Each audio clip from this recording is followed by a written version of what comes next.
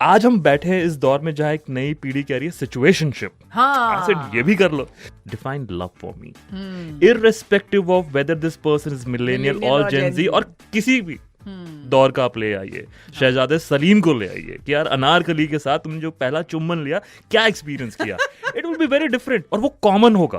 Correct. प्यार की परिभाषा ये है, why do affairs come into existence? कोई तो एक नीड होगी ना। कब तक हम उसको कहेंगे कि यार ये सब गलत है? Can I change my perspective? क्या हमने मैरिज को समझा ही गलत है? POV with Anu. Today we have a very special guest with us. A guest who has changed, I think, the world's perspective towards relationships. क्या क्या होना चाहिए, कहानियाँ, बातें और बहुत कुछ और उनकी किताबों से तो मिलता ही है, बट उसके साथ साथ में जो कॉन्वर्सेशंस उन्होंने एक्चुअली हमको पर्सपेक्टिव दिए हैं, the man who has change the world's perspective, one day at a time, one whiteboard and a black pen. With it, we have Ravinder Singh with us. Hello, Ravinder. Welcome to Radio City. बहुत बहुत अच्छा लग रहा है आपसे finally मिलके, and you are here without the whiteboard.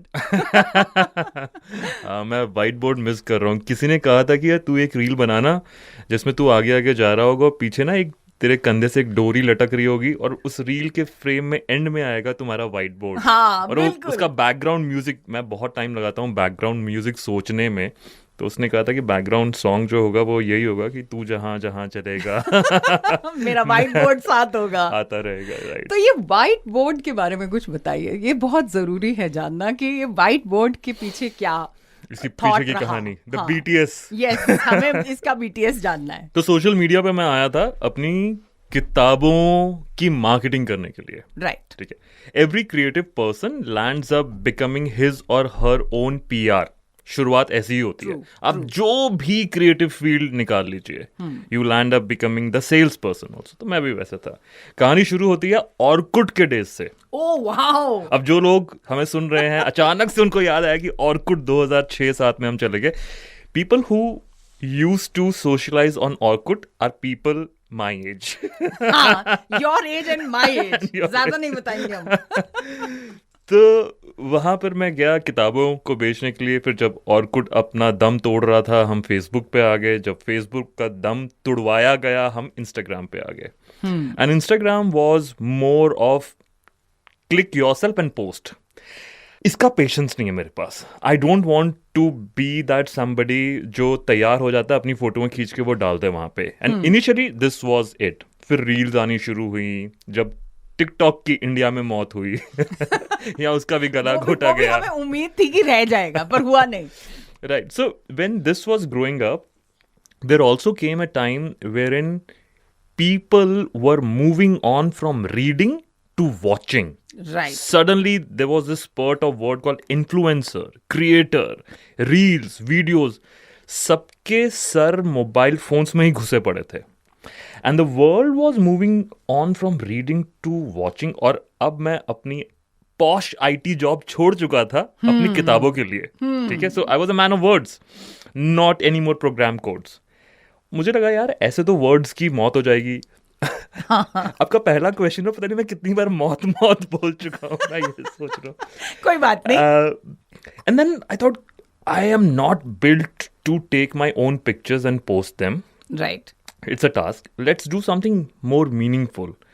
एक दो फॉर्मेट ट्राई किए, they didn't work. And I always had this feeling कि I should be known for my captions than the picture.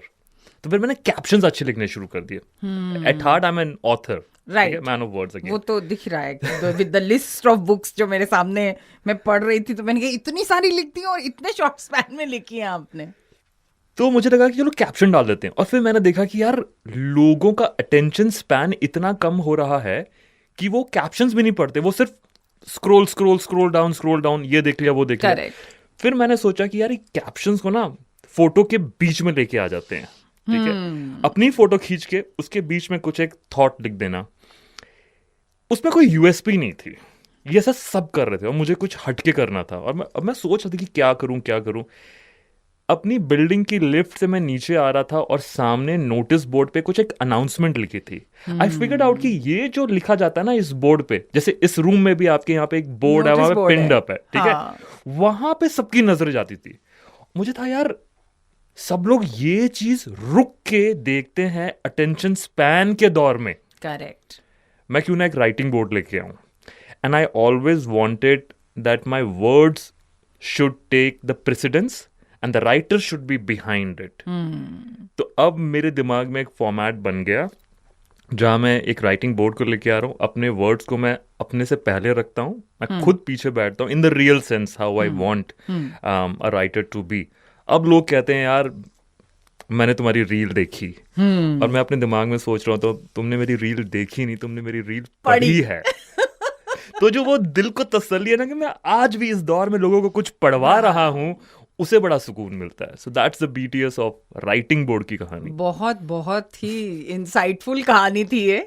और ये नोटिस बोर्ड की society के नीचे notice board वालों को भी थैंक यू बोलना चाहिए. Of course. When we talk about Gen Z, तो थोड़ा सा उनके बारे में बात करते हैं, क्योंकि बेचारे वो काफी एक्सपेक्टेशंस के बोझ के नीचे दबे हुए हैं. कहीं ना कहीं जेन ज़ी से एक्सपेक्ट किया जा रहा है कि तुम मिलेनियल्स की तरह बिहेव करो, थोड़ा रिस्पॉन्सिबल रहो. वो कहीं ना कहीं उनको ये भी बोला जा रहा है कि तुम बिल्कुल अलग से कुछ एक्लेक्टिक टाइप के लोग हो, और तुम बड़े ढीले ढाले से हो, तुम्हारे जीवन में तुम्हें हैप्पीनेस चाहिए, तुम्हें पैसा है नहीं है वो तो बाय द वे की बात है, वो तुम्हारे माँ बाप ने कमा लिया तुम्हारे लिए, तो अभी तुम चिल जोन में हो. Is that necessarily a bad thing? मतलब is that necessarily and not say a bad thing, but is that necessarily an evil in a Gen Z's life? एक तो ये जो हमने टर्म्स बना दिए ना, मिलेनियल, जेन जी, और ये टर्म्स एग्जिस्ट नहीं करते थे पहले. पहले भी दौर आते थे. मैं सोचो ना कि मुगलों के टाइम पे चले जाओ, वो ही नहीं सोचेंगे कि अगली जनरेशन कौन सी आ रही है, अगली पुश्त उनकी कौन सी आ रही है. ये mankind has this idea of developing something new after every time frame. मुझे ऐसा लगता है कि ये जो जेन ज़ी की हम बात कर रहे हैं, अब तो हम उसकी भी अगली जनरेशन की बात कर रहे हैं. एक तो हम उन्हें क्या कहें, उन्हें फर्क नहीं पड़ता है. So it is for us to keep thinking. उसी तरह से मुझे लगता है कि हमारे पेरेंट्स हमारे बारे में क्या कह रहे थे, एटलीस्ट मुझे फर्क नहीं पड़ रहा था. ठीक. सो generation gap is for ever. मेरे पेरेंट्स को नहीं समझ में आएगा कि पेटीएम कैसे चलाना है, और मेरी उम्र के बहुत सारे लोगों को समझ नहीं आ रहा कि क्रिप्टो करेंसी क्या है. It will keep changing on. हमेशा जो अगली जनरेशन के बाद उनको समझ नहीं आएगा कि अगली जनरेशन क्या कर रही है. We all will figure out our own way. Generation gap here is to stay. No matter how much I fight with my own parents for wanting my freedom, my kind of relationship, the next generation is going to fight with my generation for their kind of life that they want. तो मैं इस चीज को समझ चुका हूं कि generation gap is forever. कुछ चीजें हमारे समझाने पे वो लोग नहीं समझेंगे, उसी तरह से जिस तरह कुछ चीजें हमारे बुजुर्गों के समझाने पे हम नहीं समझे. I believe it is important to make mistake and then realize वो जो कह रहे थे ना, वो इसलिए वो वाली बात कह रहे थे.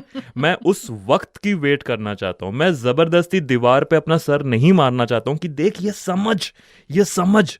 अगर कोई आता है मुझसे कुछ पूछने के लिए तब मैं बता दूंगा. I don't even want to give an unsolicited advice to anybody. मैं अपने पेज पे, इंस्टाग्राम हैंडल पे जो मुझे सही लगता है मैं वो लिख रहा होता हूँ. मैं पकड़ के जेन ज़ी, ना ही मैं उनको लेके आ रहा हूँ, ना ही मैं मिलेनियल्स को लेके आ रहा हूँ, ना ही मैं अपने बड़ों बुजुर्गों को लेके आ रहा हूँ. मैं कह रहा हूँ कि ये एक पेज है जहां मैं एक्सप्रेस करता हूँ. If you relate to it, be my guest. If you don't, people will anyway leave certain comments which at times I read, and I try to see their perspective also. I may not agree with them, but I know the reason why they are speaking this. Right. And most of us are a byproduct of our experiences in the past. You know, if I ask today somebody, be it a millennial or a Gen Z, define love. Two different people who had two different experiences from this episode of love will have two different definitions of love. Ask somebody who had the first kiss of his or her life the last evening. define love for me. Irrespective of whether this person is millennial or Gen Z और किसी भी दौर का आप ले आइए, शहजादे सलीम को ले आइए कि यार अनारकली के साथ तुमने जो पहला चुम्बन लिया, क्या एक्सपीरियंस किया, it will be very different और वो कॉमन होगा. करेक्ट. प्यार की परिभाषा ये है कि across generation people will experience love in a whole different way. Now ask the same question to somebody who had gotten his or her heart broken last evening. Define love. उसकी परिभाषा common होगी across generation. Love is such an eternal emotion that the definition of it will remain the same. The definition of relationship will keep changing. Correct. I have had the fortune to live an era wherein I happened to see the concept of arranged marriages, and then the next generation was fighting for live-in relationship. Live-in relationship पे आते सार the next generation was fighting for homosexuality. People were coming out in open. ठीक है, अब वहां तो imagine the paradigm shift that I have seen. 80s और 90s का दौर अरेंज मैरिजेस ही होती हैं, फिर लव मैरिजेस हुई. लव मैरिज के लिए लोग हल्ला करते हैं. मतलब रिबेलियन का एक फेज था वो. एग्जैक्टली. कि नहीं करेंगे तो love marriage. It was in fashion. तो कॉन्सेप्ट देखो कि जनरेशन गैप, और हम प्यार और रिलेशनशिप की बात कर रहे हैं. Arrange marriage, love marriage, live in relationship. अब बगावत उतर चुकी थी कि मैं तो प्यार करता हूं, शादी भी नहीं करूंगा, लिव इन करके पायलट प्रोजेक्ट देखते हैं, फिर शादी करेंगे. Correct. And then came homosexuality. आज हम बैठे हैं इस दौर में जहां एक नई पीढ़ी कह रही है सिचुएशनशिप. हाँ, ये भी कर लो. तो तुम्हें जो करना है कर लो, जो तसल्ली दे रहा है वो ले लेने दो. कई बार आपको जो बात ठोकर खाकर समझ में आएगी वो मैं पहले नहीं समझा सकता. सो go through it and even enlighten me that have you figured out something. I'm not here to give gyan to anybody. I'm also a seeker. Bring me something new. मैं एक नई जनरेशन से कुछ सीखना भी चाहता हूं. I think हमें अपना नजरिया बदलना भी चाहिए to see this new generation. एक टाइम था जब कहते थे कि यार सारा दिन वीडियो गेम खेलते रहते हो. Look at the new generation. वो वीडियो गेम खेल के इतना पैसा बना रहे हैं. There are startups. There are crazy things that they are doing, which I may not have an interest for, but I know कि ये जो एक रेस चल रही है profitability की, this is what I was taught in my B schools, you know, increase your profit, revenue ऊपर लेके जाओ. There are a bunch of people जो तोड़ रहे हैं, फोड़ रहे हैं. All good things are also happening, and they also have their own challenges. वो कहीं ना कहीं से निकल के आ जाएंगे, वो अपना रास्ता खुद ढूंढ लेंगे. I guess so. मतलब कई बार ऐसा लगता है कि वो शायद कहीं जा नहीं रहे, पर एक्चुअली वो जहाँ जा रहे हैं शायद हमारी आंखों की भी पहुंच वहां तक हमें नहीं पता. हम ना कभी कभी ये कहते थे हम बड़े हैं. हाँ, ठीक है, हमें ये पर्सपेक्टिव चेंज करना है अपने बारे में. I always want to give the benefit of doubt to somebody else कि ऐसा हो सकता है कि यार मैं नहीं देख पा रहा हूँ जो वो देख पा रहा है. So that is why it brings me to these terminologies which we thought we'll have a good perspective from you on. जैसे कहते हैं कि आपका point of view. So situationship, इसके बारे में थोड़ी सी बात करना चाहेंगे कि यू नो सिचुएशनशिप आपको क्या लगता है, ये एक हेल्दी सिचुएशन है या सिचुएशनशिप इन जनरल हमको कहीं ना कहीं ऐसी जगह पे, you know I understand like you just now said कि जो आपका मन कर रहा है, आपको दिल को, जैसे आपने स्टार्टिंग में भी कहा कि दिल को जो तसल्ली मिले, जिस चीज से तसल्ली मिले वो कर लेनी चाहिए. बात सच है, पर यू नो एक somewhere you know I also feel कि कहीं ना कहीं हम अपने आप को भी कहीं ना कहीं दायरों में बांधते हैं. एक सोसाइटी है, एक रिलेशनशिप्स बने हुए हैं, एक नॉर्म्स बने हुए हैं, मम्मी डैडी बच्चे दादा दादी. अब उसके अंदर कहीं ना कहीं एक सिचुएशनशिप आके आ गया है कि चिल्ड्रन और rather you know people are saying के you know a noncommittal romantic relationship, और देखते हैं कैजुअल डेटिंग करते करते कहाँ जाएंगे. ट्राई करो, टेस्ट करो, फिर आगे बढ़ो. Right. So what's your view on it? If the thought is still lingering in your mind somewhere, it deserves an execution of the idea, is what I believe in. या अब करके देख लो. जिस चीज को हम करने से रोकेंगे ना, वो हमारे दिमाग में और ज्यादा पलती है. If I stop somebody from doing something, it develops in their mind. If I tell you for next 30 seconds, Close your eyes. Do not think of elephants. What will you think for? Elephants. ठीक है, यही चीज है. मुझे उन्हें ये नहीं समझाना कि आप क्या करो. If you ask me a question, I will put myself in their shoes and tell them, यार मैं ये शायद ना करना चाहूं, पर मेरे अपने रीजंस हैं, और वो रीजंस ये हैं ABC. ठीक है, but if you are build for this, do it. आप उस चीज से इतना ऊब जाओ कि आपका करने का मन ही ना करे उस चीज को. What if you discover something brilliant out of this situationship, this casual thing? मुझे लगता है कि I also see benefit in this casual dating. आप किसी का दिल नहीं तोड़ रहे हो. आपने उस चीज को पहले क्लियर कर दिया. Listen, will come, date, don't expect anything out of me. मुझे इसकी ये बात अच्छी लगती है कि आपने you are not going to ghost them tomorrow. हाँ. ठीक है, ये बात पहले क्लियर कर दी है हमने. It is a better way than hiding this, promising the moon, and then one day abruptly ending the situation. On that ground, I feel situationship is a better deal than a relationship. सही बात. ठीक है, तो मुझे लगता है कि आपने ना अपने सेल्फिश रीजन के लिए किसी और को यूज नहीं किया. बिल्कुल सही. और प्यार में यूज हो जाने से बदतर कोई फीलिंग नहीं है. Correct. So on that ground, I give it to these people, and I'll tell you what, this is just not the Gen Z.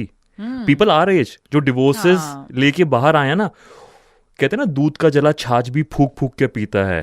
The second time they are not ready to get into a marriage again. उनको लगता है यार अभी तो एक दायरे को cross करके फिर से फ्रीडम ली है, मैं फिर से बंद होना नहीं चाहती हूँ या नहीं चाहता हूँ. Let us take it slow. ये जो कहते हैं ना, let us take it slow, see as it come, ये और क्या है इफ नॉट सिचुएशनशिप. तो हम भी वो कर रहे हैं.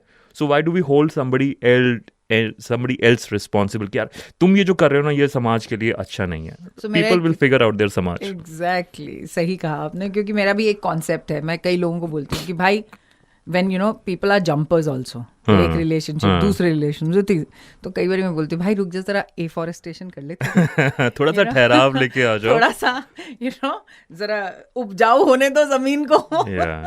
इतना ज्यादा परेशान हो रहे हो और इतना ज्यादा घूमे जा रहे हो from one place to the other. Sometimes it's great to be with yourself. True. और सिचुएशनशिप से ये समझ में आता है, जो आजकल जो ये कॉन्सेप्ट्स बहुत ज्यादा आ गए हैं, I think we are becoming progressively very, very communicative of our feelings, which I feel is very, very good. मुझे कहीं ना कहीं ऐसा लगता है कि अब हम ना, अगर हम सेल्फिश भी हैं तो उसको एक बुरा टर्म नहीं कहा जाता. हम छुपाना नहीं चाहते. हम छुपाना नहीं चाहते. और ये सेल्फलेसली मार्टर भी नहीं बनना चाहते. तो कहीं ना कहीं ये ग्रेज जो हैं, ये एक्चुअली काफी ब्यूटीफुल लग रहे हैं इस वक्त. तो ये बड़ा अच्छा लगता है कि एक्चुअली जैसे आपने कहा कि आप कमिटमेंट मत दो यार, आप बोलो मैं कैजुअल रिलेशनशिप में हूँ, इसमें क्या बुराई है. तो आपको लगता है ये एक जो चीज है where people are becoming progressively more expressive about who they are or what they wish to be or what they wish to have in a relationship. Is this going in the right direction आपके हिसाब से? This needs to be done. ये ऐसा होना चाहिए. People should be absolutely clear about what they want in their life, and what they want from their relationship is a subset of what they want in their life. ठीक है, इस चीज को जितनी ही पारदर्शिता से हम डे वन एस्टैब्लिश कर दें उतना बेहतर है. I had been on dating apps in this country and abroad, and I'm purely speaking from a research perspective. कई बार हम बात करते हैं कि इंडिया ना वेस्टर्न वर्ल्ड को फॉलो कर रहा है. I don't believe in this concept of कि वेस्ट और ईस्ट वेस्ट को फॉलो कर रहा है. मुझे लगता है कि प्रोग्रेस जहां पे भी आए, जिस भी वर्ल्ड में आए, वो अच्छी बात है. हम बहुत सारी चीजों में वेस्टर्न वर्ल्ड से ज्यादा प्रोग्रेसिव है.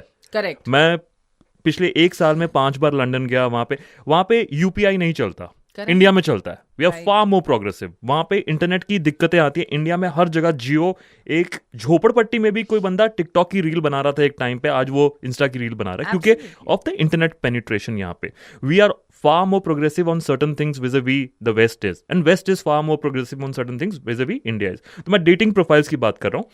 People are very clear on their dating profile. This is what I want. This is what I do not want. Correct. I am conservative in my opinion. मेरे पॉलिटिकल व्यूज ये हैं. I support Republic, I support Democrats. मेरे ये views हैं. लोग अपने religious belief, लोग अपने पॉलिटिकल बिलीफ, रिलेशनशिप में क्या चाहते हैं. आई am a pet parent. I can never live with a pet if you are a pet parent. I have one child. I want to be with somebody. People are... There's no bullshit. हम जो हैं, क्योंकि देखो, समझने वाली बात यह है कि हम ना डे वन में अंडर प्रेशर फील करते हैं. इस इंसान को, मान लीजिए आप और मैं एक बार कॉफी पे मिले हैं, assume that we are both are single and तो मेरे दिमाग में एक चीज है कि यार उसको ये बताऊं नहीं बताऊं. बाय डिफॉल्ट हमारी नेचर होती है to hide what we truly think. Correct. Versus portray what I want to paint in your head. Right. The real problem is, if we get into a relationship, who I am actually deep inside, वो आएगा ही आएगा बाहर. Correct. तो उस चीज को मैं पहले क्यों ना बता दूं. मैं आपका भी समय व्यर्थ ना करने दूं, ना ही आप मेरा समय व्यर्थ करें. So it is the need of the hour. हो क्या रहा है, जब भी कोई बदलाव आता है ना, तो वो एक chaos के थ्रू से निकलता है. Now I am dating 2 different women. Let's say मैं सुबह किसी के साथ कॉफी पे गया और शाम को किसी और के साथ कॉफी पे गया. somebody is believing in the new school of thought. somebody else is still hooked on to the old school of thought. किसी को पसंद है कि the man pulls the chair for me. ठीक है, शिवलरी की बात कर रहे हैं. द अदर गर्ल सेज कि no, I am a very independent woman, मेरे लिए ये ना किया जाए, मैं अपने पैरों पे खड़ी हूं, आई डोंट वांट दैट. तो मुझ जैसा लड़का ना वहां पे कंफ्यूज हो जाता है, यार अब ये ओल्ड स्कूल वाला करूं कि ये करूं. There are women who still believe I like old school. I want the man to, approach me first. At the same time, we are talking about gender equality. जहां पे मैं कह रहा हूं कि what is the harm in the woman taking the man out on date? ठीक है, ये भी हो सकता है. हाँ. अब ये वाली एक्सपेक्टेशन मैं द गर्ल नंबर ए को ना बुला के बी को बता रहा हूं, और वो ओल्ड स्कूल में है और मैं न्यू स्कूल पे आया हूं. और मैं न्यू स्कूल पे क्यों आया हूं? क्योंकि पिछली वाली के साथ एक्सपीरियंस ऐसा था. तो मैं एक chaos आ गया. ठीक है, रंग दे बसंती में एक लाइन थी, एक पैर हमारा अपने पास्ट पे है, एक पैर हमारा प्रेजेंट पे है. तो ये प्रॉब्लम कर रहा है. बट ये chaos से जो हम निकलेंगे, we will be in a better stage, because by now we will figure out कि it's too much of a hassle not to express our true self. ये चीजें जितनी जल्दी पहले ही बता दी जाएं, उतना आप अपनी लाइफ को आसान बना देंगे. तो कहीं ना कहीं ये सिखा भी देगा ना आपको कि स्कूल नंबर ए पे रहना या स्कूल नंबर बी पे रहना है, या फिर सी चाहिए. ट्रू. Wow, fantastic. तो ये जो बहुत सारे नए नए टर्मिनोलॉजीज हैं जो कि मुझे a little younger lot has taught me about something called ghosting. तो अब सबको पता है, ठीक है ना. अभी घोस्टिंग के बाद में आ गया है ज़ॉम्बिंग. देखो ये घोस्टिंग और ज़ॉम्बिंग ये क्यों आ रहा है? हाँ, मुझे ना इन वर्ड से ज्यादा इंटरेस्ट है कि ये फेज क्यों आए. करेक्ट. It is technology. ठीक है, take away technology from our hand. आप करके दिखाओ घोस्टिंग 90s के स्कूल वाले प्यार में, तू वहीं ट्यूशन में मिलेगा. हाँ, ठीक है, कोई नहीं घोस्ट कर पाएगा. आज तुम घोस्ट इसलिए कर पा रहे क्योंकि टेक्नोलॉजी ने अलाउ कर दिया कि मैं यहाँ बैठ के राया ऐप पे एक यूएस वाली गर्ल के साथ डेट कर सकता हूँ. And technology has enabled it. मेरी एक और सोच भी है. अक्सर हम ना टेक्नोलॉजी को ब्लेम करते हैं. करेक्ट. मैं कह रहा हूं कि मैं टेक्नोलॉजी को ब्लेम नहीं कर रहा हूं. मैं कह रहा हूं technology has enabled mankind to do it lot more what they always wanted to do. Correct. Be it flirting with 10 different people at the same time, just because वो टेक्नोलॉजी थी नहीं, हम वो चीज कर नहीं पाते थे. आज उसने अच्छी चीज करने को भी आसान बना दिया है, आज उसने बुरी चीज करना भी आसान बना दिया है. I will never blame technology. People से dating apps are not working for me. Yeah, dating apps have led to so much of adultery or cheating. All of this could have happened in a non-digital world also. It's just that कि अब उस forest में आग लग चुकी है और वो आग इस तरह से जा रही है. क्या वो आग आप खुद जला सकते थे? Of course. क्या 90s में अफेयर्स नहीं होते थे? होते थे. बिल्कुल हो सकते थे. Today they are sitting on your finger tips. Technology ने वो चीज आसान कर दी है जो आप हमेशा करना चाहते थे। इनफैक्ट टेक्नोलॉजी आई ही इसलिए थी क्योंकि इंसान को वो चीजें आसान बनानी थी। Why do affairs come into existence? कोई तो एक नीड होगी ना। कब तक हम उसको कहेंगे कि यार ये सब गलत है? Let's address again. I started with that idea that I want to address the elephant in the room. Can I change my perspective? क्या हमने मैरिज को समझा ही गलत है? ये जो इंसान जो कुछ करना चाहता है, there is a reason. Are we truly monogamous in nature? मेरा यही सवाल था। ठीक है। और if we are not, क्या हम पुराना स्कूल जो कि पता नहीं कितने सदियों पहले आया था, द स्कूल ऑफ मैरिज, उसको बचाने के लिए आज भी we are getting married because we are socially condition to do so, ताकि कोई सोसाइटी पे एक उंगली ना उठाए कि ओ तू तो 35 की होगी, तेरी शादी आज भी नहीं हुई है। क्या वो इस प्रेशर में जाके मैरी कर रही है किसी को? Because we need to understand ourselves who we are, and I am a firm believer of the fact that if you realize who you are, you have the right to live that sort of life. If you realize you are a homosexual, you deserve to live that sort of life. Absolutely. If you realize that I am not meant to be a parent, you should have the freedom not to have a kid and ruin that person's life. ये realization हमें बहुत ज़रूरी है. I know I started with technology. Technology has done some great things. Technology has also done not so great things. We blame technology, but end of the day, I want to put the onus on people who are using this technology. But you're certainly tipping on one very important conversation, actually. ये जो peer pressure, parental pressure of marriage and also monogamy. You just said कि are we really monogamous in nature? क्या हम genuinely monogamy में विश्वास रखते हैं, या ये जैसे कि मैंने भी यही बात कही कि इतने सोसाइटीज के नॉर्म्स हैं और 26 साल में शादी कर लो, 25 साल में शादी कर लो, 30 में कर लो, अरे बेटा अब तो 35 के हो गए, अब तो कर ही लो। सो कहीं ना कहीं ये शादी और क्या जरूरी है, या there are two questions here. One obviously is monogamy real, and second is marriage that necessary and that peer pressure that necessary. इन सब के आपको ना आंसर अलग अलग मिलेंगे अलग अलग लोगों से। There is no one size fit all answer that I can give you, but if the question is are all the human beings monogamous in their being, my answer is no. There are good number of them who are non monogamous. Have I run into some people who believe in the idea of monogamy and this is what they want? The answer is yes. I have ran into these many people. For me, this is a very interesting domain to talk about and to do more research in. I want to sit with people, and I have sat with so many people. I'm very keen to know their perspective. The problem is a good number of us may not be monogamous in our minds, in our heart. But because of the security that the school of marriage brings to us, we are willing to let go the pros of not being a monogamous and choosing monogamy over other things. Life में सब कुछ सबको नहीं मिलेगा. Correct. We have to cherry pick. It all boils down to the one fundamental question. जब हम ये discussion करेंगे तो हम पहुंचेंगे एक नए सवाल पे, जो कि सबसे पुराना सवाल है कि why did marriage come into existence at the first place? हम वहीं पर आ जाएंगे जब हम कहेंगे ना यार we have come from animal kingdom. ठीक है, हम वैसे ही हैं. अब शेर को नहीं पूछते कि भाई तेरी गर्लफ्रेंड कौन है, तो उसके साथ ही रहेगा क्या. ठीक है. Marriage came into existence because of economical security. Correct. At that point in time. Marriage came into existence because ये पता होना चाहिए, उस दौर की औरत चाहती थी कि मेरे बच्चे को ये वाली जमीन मिलेगी या नहीं मिलेगी, ये खेत उसके होंगे या नहीं होंगे. वो जो राजा रजवाड़, अगर हम बात करें महाभारत की, ये किसको मिलेगा. ठीक है, ये जो किंगडम बना, ये विरासत किसको मिलेगी, राम ने क्यों वनवास लिया. ठीक है, सो ऑल ऑफ दिस की मेरा economics was the big subject why marriage came into picture.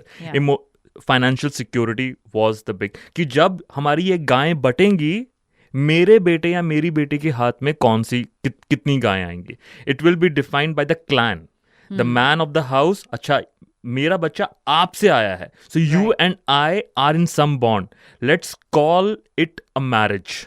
Marriage वहां से आएगी. अब से तुम ये करोगे, वो जाएगा जंगल में शिकार करके लेके आएगा, तुम खाना बनाओगी, तुम बच्चे. That was the time where in we are talking about home maker and the bread winner. Correct. और अगर वो शिकार करके लेके आया है, तो इस औरत का ये कहना है कि तो फिर वो दूसरी औरत मेरे शिकार से लेके नहीं जाएगी, मुझे अपने बच्चे पालने हैं. This is how the school of marriage came into existence.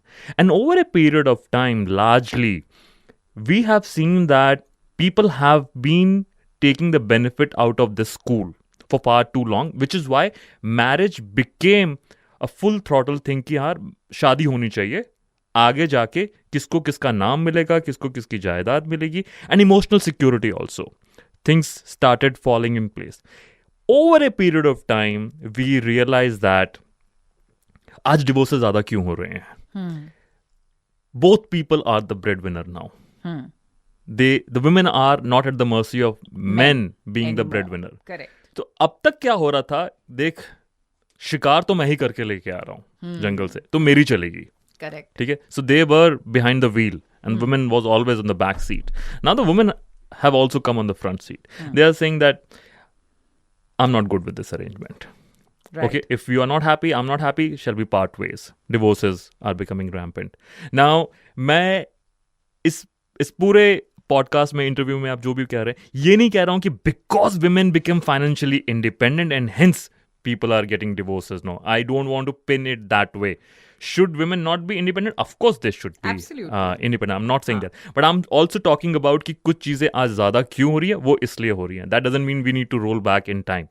This is the byproduct of two people being independent and choosing to be in marriage or choosing not to be in marriage. I do not even see divorces as any shame related to them. Not even 1%. I think if at all there should be shame, it should be in staying in a broken marriage, then coming out of it, even when you had a choice to come out of it. Absolutely. That should be shameful, not how we look at people who are divorced. There's certain taboo attached. Ki, oh, there must be something wrong with you. Why your partner chose to leave you?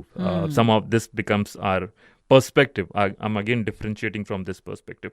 But largely coming back to your question, are we monogamous in nature? There are a good number of us who are not. There are good number of us who are. The problem only creeps in when we do not understand what we truly want and we land up on the other ship unprepared. तो सब बातों की एक बात ये है कि अपने आप को जानना बहुत जरूरी है. It is. And that's a fantastic point of view to actually wind up this podcast with. Thank you so much Ravinder. इतने सारे फंडे और इतनी क्लैरिटी के साथ आपने हमारे साथ शेयर किए. ये point of view I am sure will go a long way for people to actually understand. सब बातों का एक सार बहुत ही सिंपल निकल के आया. खुद को जानो तो दुनिया आसान है. True. Absolutely. Thank you so much. Thank you. It was a pleasure being here. It was wonderful having you here at Radio City. Thank you. Thank you. Radio City. Radio City. Radio City. Radio City. रग रग में दौड़े city.